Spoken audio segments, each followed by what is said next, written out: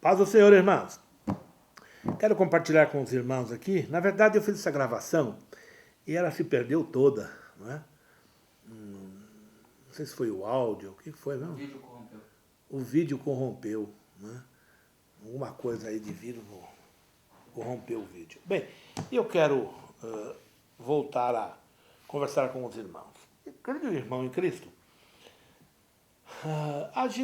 algumas pessoas pensam que o Antigo Testamento foi escrito para nos dar um montinho de regra e acabar com a gente, né? Porque umas regras difíceis demais, impossíveis. Na verdade, são regras impossíveis. O judeu, na sua hipocrisia, pensa fazer aquilo, mas é hipocrisia. O judeu que disser que faz aquilo é hipócrita, é mentiroso. Quando diz assim, ame ao Senhor teu Deus de todo o teu coração, de toda a tua força, de toda a tua alma, acabou, não tem condição. Se alguém disser que faz isso, olha, eu só não vou chamar de mentiroso por pura educação. Mas eu não acredito. Porque diz assim, de tal maneira ame teu próximo como a ti mesmo. Puxa, não existe isso. Não existe. Bem, então por que Deus mandou? Para mostrar a nossa incapacidade e também para nos levar a desejar obedecê-lo e a perceber quão fraco nós somos. É essa a ideia. Porque tudo isso aponta para um Redentor. Aponta para alguém que vem fazer aquilo que nós não podemos fazer. Por isso, Yahushua HaMashiach veio a esse mundo, não é? Quem é ele? Ele é o Filho de Deus. Bem, ele é o Filho de Deus porque é o que ele pode dizer como tal. Mas ele não é o Filho de Deus no que concerne a relação sexual. Ele não é o Filho de Deus no que diz respeito ao relacionamento de homem e mulher. Ele é o Filho de Deus porque Deus o gerou no ventre de uma mulher virgem. É isso que diz o texto. Ele não foi por um coito, não foi por relacionamento, não foi através do sêmen masculino, nem do óvulo de Maria. E eu afirmo a vocês, eu já vi muita gente falar muitas coisas a esse respeito, mas eu afirmo pela palavra de Deus que no sangue de Jesus não houve jamais nenhum contato do sangue de Maria. Bem, a medicina diz que, por exemplo, o sangue do menino pode ser oposto do sangue da mulher. A mulher pode ser positivo, sei lá, e A positivo, o outro pode ser O, sei lá. Sei que pode ser diferente o sangue. A prova é que a mãe está idética, o filho nasce puro, não há contato. Não é? E se houver nascer, foi através de outras infiltrações. Muito bem. Jesus veio a esse mundo e o sangue de Jesus não teve nenhum contato com o sangue de Maria. Por isso que eles querem forçar a barra, dizer que Maria é virgem eterna, negando que ela teve filhos depois que Jesus nasceu. Isso é história, é Bíblia, está na Bíblia isso, não fui eu escrever não é? Temos pelo menos assim 2 líderes da igreja, o Tiago e o Judas, irmão de Jesus. Não o Tiago, irmão de Pedro, que já tinha morrido, mas o Tiago, irmão de Jesus. Aí está fora tua mãe e teus irmãos te procurando. Não eram os discípulos. Os discípulos, deixa pra lá, vai. Se você quiser crer nisso, creia. Mas, então, o sangue de Jesus nunca teve contato nenhum com o sangue humano. Por isso que o sangue dele pôde ser derramado para a redenção de todos nós. Quando nós lemos o Antigo Testamento, e são histórias tão belas, mas ao mesmo tempo tão terríveis, duras de entender, duras de aceitar. Aí já trouxe uma mensagem aqui em que as pessoas assim, o Deus de Israel andou sanguinário, ele mandava matar. Eu perguntei a Deus a esse respeito. Ele me ensinou coisas lindas. Eu o amo cada vez mais. Ele é tão glorioso. O que ele me ensinou foi maravilhoso. Eu tenho uma mensagem, não sei qual que é o nome, mas se você procurar, você vai encontrar. Muito bem.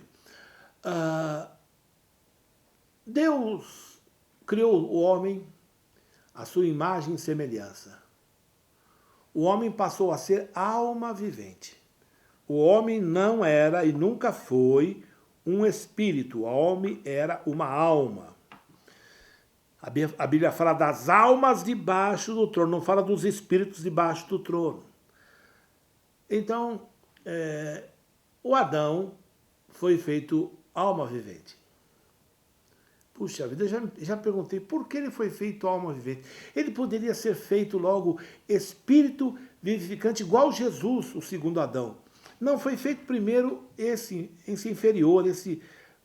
Puxa vida, por que ele fez isso? E através de Adão o pecado entrou no mundo. Quer dizer, através da mulher enfim, entrou no mundo. E lá vem a criação, Deus se apiedou, sacrificou um animal em nome do primeiro casal, os colocou fora do Éden, Caim matou Abel, a população se multiplica. Alguém fala assim, pastor, como foi que o Caim achou uma família? Sabe que a teologia é bem doida, né, irmão? Quando a pessoa vai fazer teologia, eu fico com dó, né? Diz assim, não, é que depois a Eva ficou gerando e foi crescendo, depois de muitos anos, aí já tinha muita gente, então aí o Caim arrumou uma mulher. Leia o texto, foi imediato. Assim que ele matou o irmão, foi imediato que Deus ia falar com ele, e foi imediato que ele fala assim, quem me encontrar me matará. Leia a Bíblia, queria se você quiser. Então, de onde vêm essas pessoas todas? A Bíblia me diz de onde elas vêm. Vem do Éden antes do pecado. Adão e Eva geraram muitos filhos lá. Que isso? Porque sabe que na cabeça desses caras é o seguinte, isso é doutrina de Roma, que Adão e Eva não tinham relação sexual no Éden, que a relação sexual veio por causa do pecado. Existe evangelho que diz assim que a Eva teve um relacionamento com a serpente. Cara, rapaz, mas nem hoje, nessa loucura toda, eu ouvi falar que uma mulher está transando com uma serpente. É de uma grosseria. Irmão, tem doido para tudo, não é? Por que eles dizem? Porque eles têm que dizer alguma coisa, eles têm que complicar, eles têm que inventar. Se não tiver uma palavra, não tiver a revelação da Bíblia, então eles vão inventar. Então você poderia perguntar, mas então, qual é a revelação da Bíblia? Primeira revelação, crescer e multiplicar e encher a terra foi antes do pecado. Se eles não tivessem obedecido, já seria um pecado. Eles obedeceram. Nós não sabemos, eu imagino que mais de 1000 anos, Adão e sua família ficaram no Éden. Isso é coisa minha. Eu digo isso pela análise matemático da quantidade de pessoas que saíram de lá, pelo menos não exatamente, mas com os textos bíblicos dizendo das cidades e tal. Então, para que se criasse isso, e filhos até um tanto distantes, netos e outros, e vou dizer mais, e netos e bisnetos e tataranetos e assim por diante, de Adão e Eva no Éden. Onde é que está isso na Bíblia? A Bíblia diz assim, que a morte reinou sobre os filhos dos homens até sobre aqueles que não pecaram, à semelhança do pecado de Adão. Que grupo de pessoas é esse que não pecou à semelhança do pecado de Adão? Só pode ser um grupo antes do pecado. Então tem que ser filhos gerados no Éden. Bem, Deus então vem na história e o homem, ao invés de se arrepender e perceber, isso tudo tem um propósito, ele se levanta contra Deus, e sempre tem os malucos, né? Sempre tem os Lulas da vida, os Marx da vida, sempre tem os Lenin, idiota e maluco na história da humanidade, sempre existirá, e são líderes. Surgiu um líder humanista chamado Nimrod. Nimrod falou, não, Deus fora, Partido Comunista nos vai reger. Nós não queremos que ele reine sobre nós, não queremos nada dele, que ele tire sobre nós suas ataduras, nós queremos relação com ele, e fundou Babel, a bagunça, a Babilônia. Não é o que dá? Olha o que está aí no Brasil. Muito bem. Aí deu. Irmão, só uma parte aqui. Eu estava vendo essa semana, eu esqueci o nome desse menino, ele é gordinho e barbudinho também, ele é um moço católico. Ele tem um vídeo aí na internet dizendo, eu recomendo aos irmãos, diz assim, evangélicos, vocês serão, atenção, alguma coisa assim, atenção evangélicos, vocês serão os próximos. E eu fui clicar, eu já ouvi vários vídeos dele, acho extremamente razoável, inteligente, aquele é de Maringá. E ele fala o seguinte, que assim como houve a doutrina da chamada libertação na Igreja Católica, existe o mesmo laço satânico no meio chamado protestante, que eu não sou protestante, eu não sou evangélico, eu sou Talmidim de Al-Hushua, eu sou discípulo de Jesus. Goste você ou não, zombe você ou não, eu estou ligado a Jesus, eu não quero papo com nada, eu não quero saber de Calvino, de Armínio, de Agostinho, não quero saber de ninguém, eu quero saber de Jesus Cristo, só isso. Quando chegar no céu, eu quero ver Jesus, não quero ver João nem Maria, eu quero ver Jesus, depois eu vejo o resto. Então, ele diz o seguinte, que criou-se a mesma coisa, isso é a estratégia do comunismo, no meio da igreja, chamado Igreja Integral. Eu já conheço, e ele perguntou se eu sabia de alguns pastores, né? Eu até citei 4 para eles que falam isso. Eu citei 4, dei aí lá para ele pesquisar e levantar.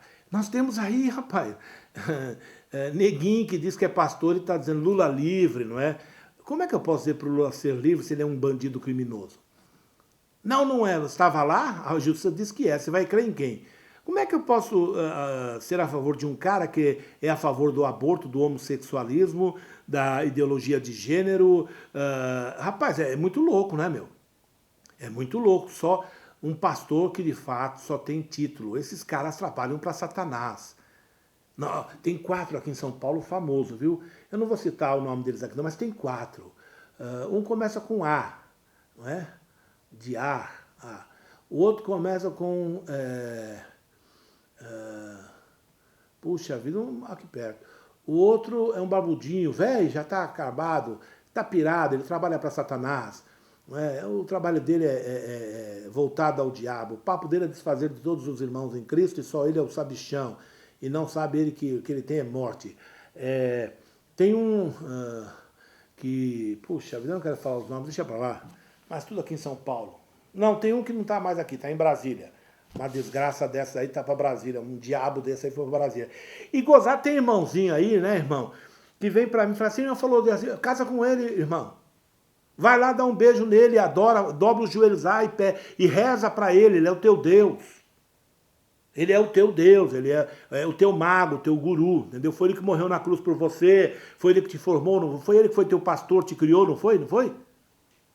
Adorador de homem, idólatras, prostitutos e prostitutas. Né? Bem, deixa eu voltar aqui ao texto. Estou igual o Siqueira, Júlio, né? Vamos falar de coisa boa. Bem, então, o que aconteceu foi que lá vem a história e, de repente, ninguém sabe nada, Deus não dá uma palavra. A última pessoa que ele falou foi o tal do Adão, do Noé. Ninguém mais nem sabe de nada de Noé, muitos anos. Antes de Noé até teve um parente dele lá, o Enoque, o avô dele. Mas, rapaz, agora tá difícil, ninguém mais podia dizer Deus está ali, Deus está aqui, vem ouvir a palavra de Deus, vamos reunir, vamos fazer um culto. Não, ninguém fazia nada. De repente tem um cidadão lá numa cidade pagã, uma cidade demoníaca, cheia de ídolos, e um cidadão está lá trabalhando, e é casado, está tocando a vida dele, e de repente Deus vai falar com ele e falar assim, Abrão, sai da tua terra, do meio da tua parentela para um lugar que eu vou te mostrar. Não vou te mostrar agora nem por visão, vou te mostrar, vai caminhando aí. Bem, é muita coisa para nós dizermos tudo, né? Que é exatamente essa caminhada do crente, né? Vai caminhando, crente, não desista, não é hora de parar, vai caminhando, está na frente, a bênção está na frente, o milagre está aí, a nova Jerusalém está chegando, caminhe, eu vou te mostrar, vai caminhando. Ah não, se não me mostrar agora, não vou não, não vou nada, então fique.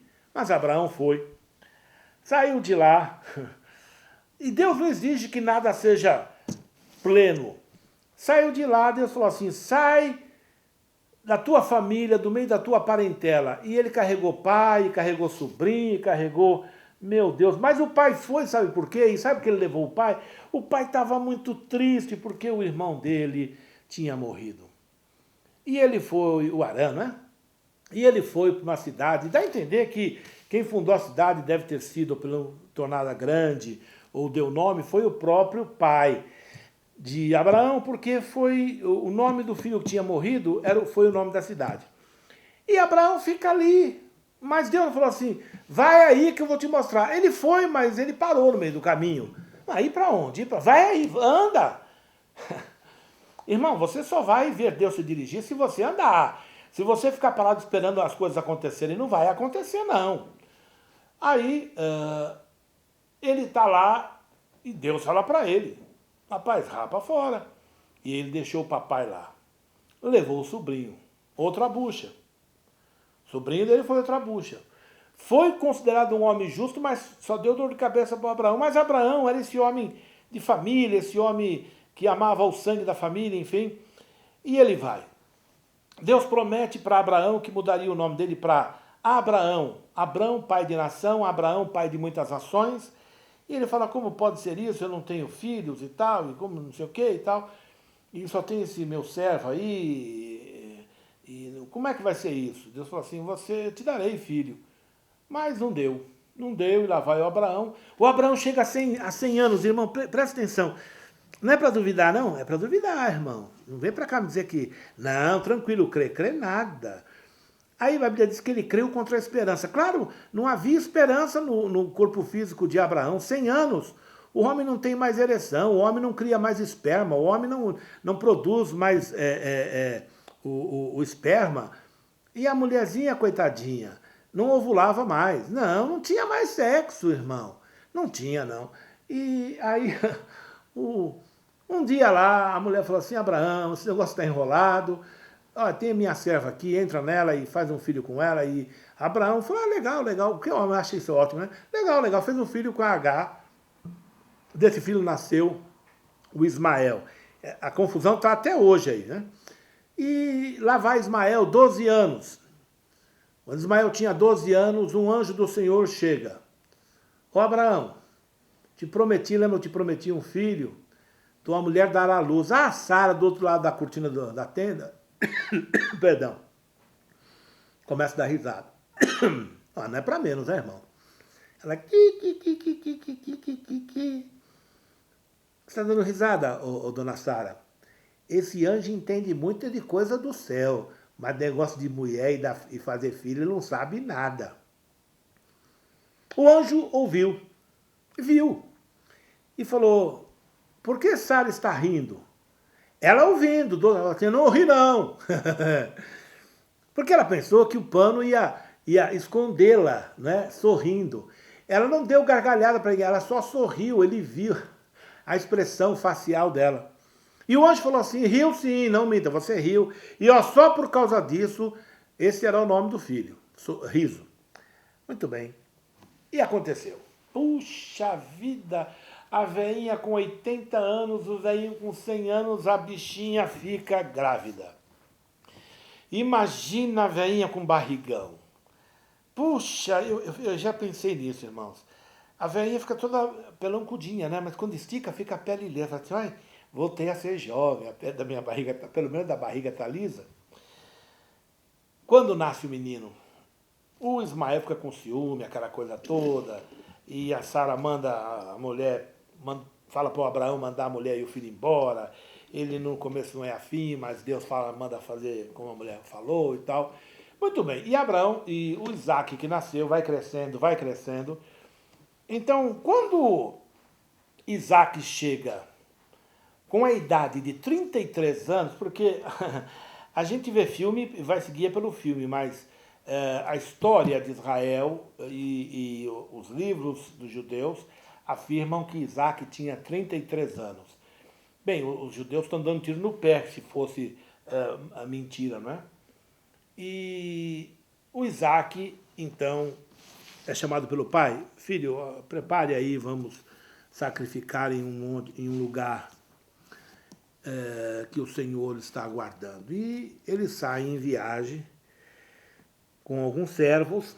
Abraão já com 133 anos de idade, velho, sai no meio daqueles desertos da Judéia, e lá vai ele, aqueles montes, e ele chega até o Monte Moriá. Monte este que nós sabemos que é onde está o templo de Israel, onde o sacrifício dos cordeiros deveriam ser feitos. Irmão, o Isaac vai junto. E quando chega lá, fala, pai, eu estou vendo que tem o lenho, tem o cutelo, tem o fogo, mas cadê o cordeiro? E o Abraão profetiza. Deus proverá para si o cordeiro, que em hebraico ou aramaico é Jeová Jiré. E a gente pensa que Deus proveu aquele cordeirinho com os seus chifrezinhos enroscados num arbusto e tal. Mas ele não era isso que ele estava dizendo, era que Deus proveria o cordeiro para ele. E o único cordeiro que foi provido de fato para Deus, que foi provido de Deus para Deus, é Yahushua HaMashiach. Nenhum outro cordeiro jamais foi provido de Deus para Deus, exceto Yahushua HaMashiach. Agora, aquele cordeiro lá preso lá nos arbustos, sim, era um tipo de Jesus. Por acaso, Jesus também foi preso em um jardim, não é? Como um cordeiro. Naquele momento, o Todo-Poderoso já não estava mais em Jesus. Mas isso é outro assunto. O que eu quero mostrar é o seguinte, irmão. Abraão não está na graça. A graça veio com Jesus. Mas ele está na dispensação da consciência. Isto é, ele tem consciência que há um Deus único e sabe que é um homem pecador e que só a misericórdia de Deus pode aceitá-lo. Então eles fazem oferendas a Deus, fazem sacrifícios a Deus, porque tem consciência. Mas não tem conhecimento, tem só consciência de Deus, mas não tem conhecimento de como, do que, quando, por quê. Então, o Isaac vai ser sacrificado. Isaac, com 33 anos, podia falar, não, vou nada, que seu velho. Vai me matar? Você está com 133 anos, eu pego você, dou um couro em você, coroa. Não, você não pode comigo. E não podia mesmo, não. Mas, curiosamente, o Isaac aceita o sacrifício. Semelhante a Jesus. Ele deu a vida, Isaac, entenda, o Isaac, não estou falando do Abraão, não, o Isaac deu a vida dele sem abrir a boca, aceitou. De tal maneira que ele, eu não sei a posição que ele estava, se estava assim, de cabeça para baixo. Eu sei que quando o pai foi imolá-lo, antes de colocar sobre ele, foi imolá-lo, a voz dos céus bradou, para Abraão, porque agora, diz Deus, eu sei que tu me temes. Bem, irmão, Deus é onisciente, o que ele está dizendo não é que ele não sabia. O que ele está dizendo é, eu sabia, tinha preparado, esperei na história um homem igual a você, por isso te chamei para vir para cá, por isso prometi um filho, eu sabia exatamente o que aconteceria. Então, Deus, por que você não... Por que o Senhor Deus não avisou, não falou para Abraão, não é? Mas entende, irmão, a raça humana deveria ter mérito. Pelo menos nesse momento deveria ter mérito. Foi por causa do sacrifício de Abraão que Deus teve o direito de enviar o seu próprio filho. Se Abraão não fizesse aquilo, tampouco Deus poderia enviar o seu filho, porque não haveria justiça nisso. Eu vou explicar isso. Você imagina a corte celestial que caiu, diabo e os seus anjos, dizerem ao Todo-Poderoso, você não é justo, você redimiu o homem de graça, porque não redime a nós. Eles pecaram, nós também. Qual o problema? Deus proveu uma maneira de não dar lugar a Satanás e os seus anjos de redenção. Então o que ele fez? Levou o homem a uma situação em que o homem estava disposto a dar seu único filho. Não era raro os homens matarem filhos a Deus, mas não o único filho, e não no caso de Abraão. Abraão era o cara que brigava pelo sobrinho, cuidava do sobrinho, quanto mais do filho. E o filho tinha que aceitar, o filho não podia espernear. Isaac é Jesus. Jesus tinha 33 anos. Ele foi levado ao sacrifício pela vontade do pai, e ele falou, pai, parafraseando o Abraão, se for possível, afaste de mim esse cálice, mas seja feita a tua vontade. E ele foi calado. O Isaac foi calado. E quando o Abraão levantou o cutelo, Deus bradou, não faças isso, porque este ato está conhecido agora em todo o mundo espiritual. Todo mundo já viu o que você faria. Não há como negar. Eu estou te impedindo. Muito bem, agora Jesus tem, ou melhor, perdão, o Todo-Poderoso tem o direito de mandar o seu Salvador. Por quê? Porque o homem deu um passo para ele, deu um passo extremamente poderoso, deu um testemunho poderoso demais, que os anjos caídos não têm como fazer. Anjos não têm filhos para oferecerem. Anjos não têm nada para oferecerem. Nada, nada, nada. E nem a vida deles. Curiosamente, o Isaac não era casado com 33 anos. O Salvador Jesus também não. O Isaac foi ao sacrifício quieto. Você não ouve nenhuma frase de Isaac. Jesus foi levado ao matadouro como cordeiro mudo. Curiosamente, depois do Isaac ser tirado do monte, nós sabemos que Isaac vai se casar, vai construir uma família e vai ser feliz. E sabemos que um personagem é encarregado de buscar uma mulher para ele no meio da parentela do pai. É curioso. É muito lindo isso. O Todo-Poderoso, depois que Jesus faz o sacrifício, Jesus vai reinar. Isaac vai ser o herdeiro de Abraão. Enquanto Isaac liderou a família, nunca houve guerra. Com Abraão houve, com Jacó houve, mas com Isaac não. Foi um tempo de tranquilidade, de prosperidade, de progresso, de alegria. Era ele a noiva e foi uma maravilha. Muito bem, Abraão fala ao seu servo, olha, vá lá na minha terra, procure entre os meus parentes uma moça, uma mulher, uma virgem para se casar com meu filho. Eu leio na Bíblia, ninguém vem a mim, disse o Salvador, se o Espírito Santo não trouxer. Fala assim, não, diz o Pai é o Espírito Santo é o Pai. Ele está sobre todos e em todos. Quem está em nós é o Espírito Santo. Logo, há um só Espírito. Se o Espírito Santo é um Espírito e o Espírito do Pai é outro Espírito, então nós temos dois Espíritos. O seu problema é de teologia. Você precisa ser liberto dessa desgraça. Isso mata. Isso é veneno na panela, isso é morte na panela.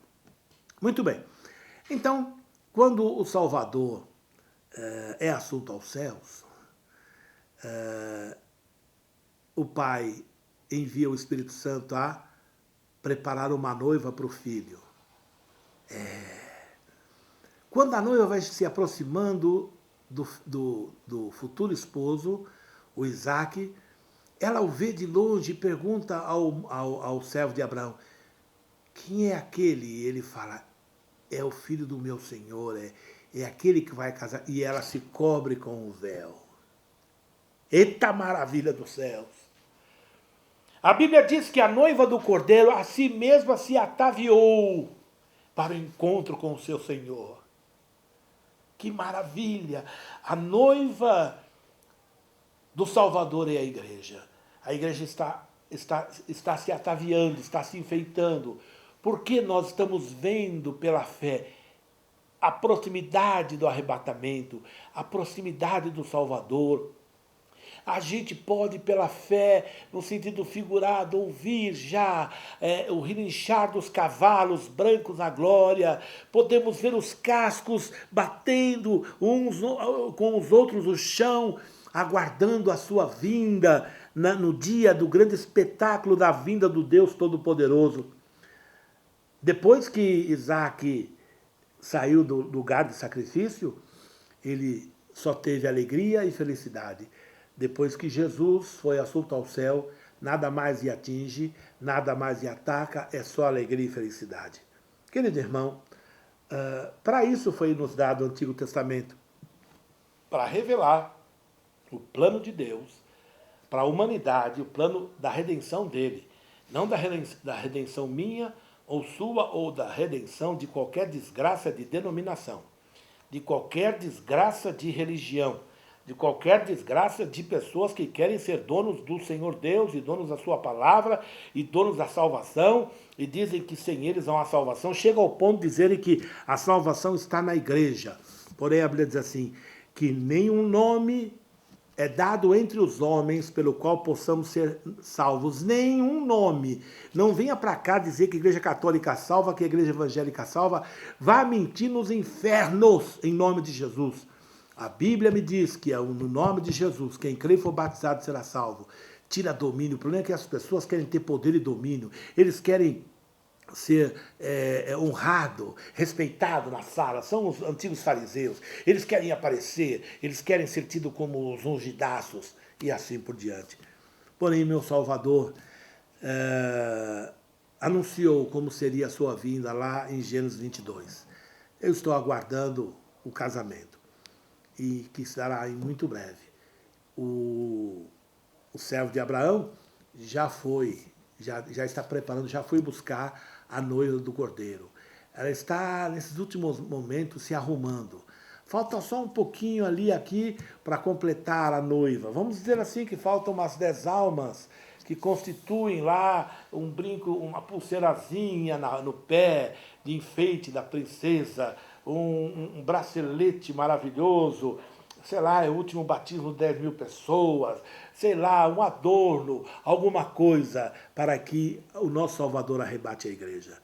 Deus seja louvado. O Antigo Testamento foi escrito para que eu e você saibamos o que Deus está fazendo, o que está para acontecer e qual é a nossa herança nos céus. Amém, Jesus? Deus te abençoe em nome de Yahushua HaMashiach. Amém, Jesus.